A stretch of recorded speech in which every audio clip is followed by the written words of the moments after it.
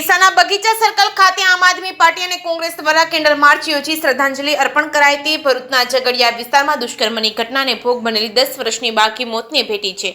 8 દિવસ સારવાર હેઠળ 2 કાર્ડિયાક એરેસ્ટ થતા સોમવારે 23 ડિસેમ્બરને તેનું મોત થયું હતું। ત્યારબાદ મધ્યરાત્રિએ સયાજી હોસ્પિટલમાં બાળકીનું પોસ્ટમોર્ટમ કરવામાં આવ્યું હતું। બાદમાં રાતના 1:58 કલાકે એમ્બ્યુલન્સ દ્વારા બાળકીના મૃતદેહને તેના મૂળ વતન ઝારખંડ ખાતે લઈ જવામાં આવ્યો હતો। ભરૂચની ઘટનાના પગલે ડીસા આમ આદમી પાર્ટી અને કોંગ્રેસ પક્ષ દ્વારા બાળકીની આત્માને શાંતિ માટે બગીચા સર્કલ ખાતે 2 મિનિટનું મૌન પાળી કેન્ડલ માર્ચ યોજી સાથે બાળકીને ન્યાય મળે અને આરોપીને ફાંસીની સજા મળે તેવી માંગ કરવામાં આવી છે। જ્યારે આમ આદમી પાર્ટી અને કોંગ્રેસ દ્વારા ગુજરાતમાં વારંવાર બનતી દુષ્કર્મની ઘટનાને લઈને ગૃહમંત્રી હર્ષ સંઘવીની રાજીનામાની માંગને લઈને આરોપી સામે કડક કાર્યવાહી કરવામાં આવે તેવી માંગ સાથે રજૂઆત કરવામાં આવી છે। જે કેસની ગુજરાતી સાથે ભરત ઠક્કર, ડીસા। ગઈકાલની ઘટના નિર્ભયા જે હત્યાકાંડ થયો એને પણ હચમચાવી નાખે એવી ઘટના ગઈકાલની ભરૂચની અંદર જે બની છે।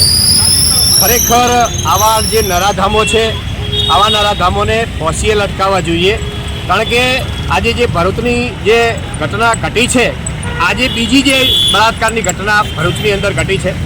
8 પાસ મુખ્ય ગૃહમંત્રી શું કરી રહ્યા છે?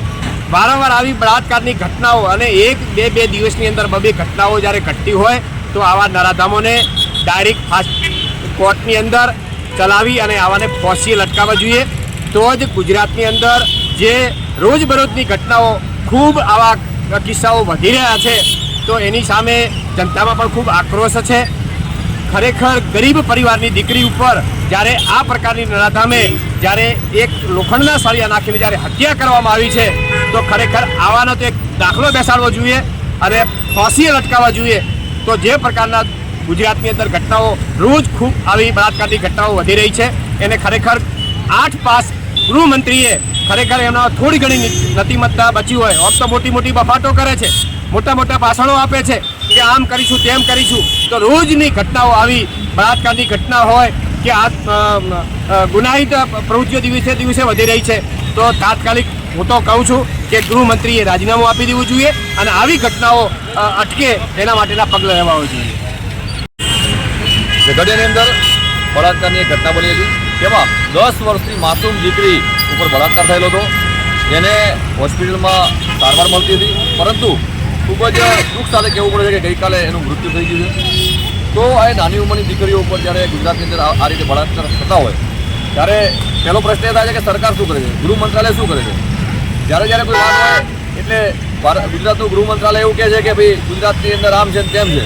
ભાઈ ગુજરાતમાં કંઈ સારું નથી। ગુજરાતની અંદર આ બધી ઘટનાઓ વધી રહી છે, બળાત્કારની હોય, દાદાગીરીની હોય, લુખ્ખાગીરીની હોય, તો લુખ્ખા તત્વોને તમે ડામવામાં નિષ્ફળ કેમ નીવડો છો?